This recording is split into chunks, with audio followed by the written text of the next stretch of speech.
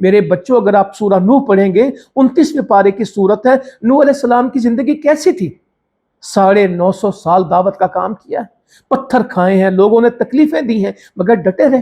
موسیٰ علیہ السلام پہلے بادشاہ فرعون چاہتا تھا پیدا ہی نہ ہو، پیدا ہوئے تو پانی میں پھینک دیے گئے، پھر پلے، پھر ہجرتیں کی، تکلیفیں سہی، آزمائشوں کے ساتھ پھر بات بنتی ہے۔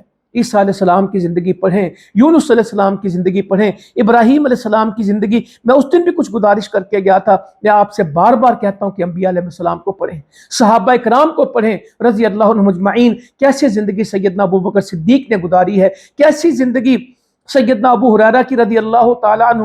میں نے بہت دفعہ حضرت ابو ہریرہ کے واقعات سنائے، فاقے بھوک، کہتے میں بھوک سے بے ہوش ہوتا تھا، لوگ میری گردن دباتے تھے، اسے مرگی کا دورہ ہوا، مجھے مرگی نہیں ہوتی تھی، میں بھوک سے بے ہوش ہوتا تھا۔ تو میرے بچوں، بھائیوں، میرے ساتھیوں، اساتذہ کرام، اس اسلام کو پھیلانے کے لیے مہینوں کے فاقے آئے، مگر لوگوں نے اپنا کام کیا۔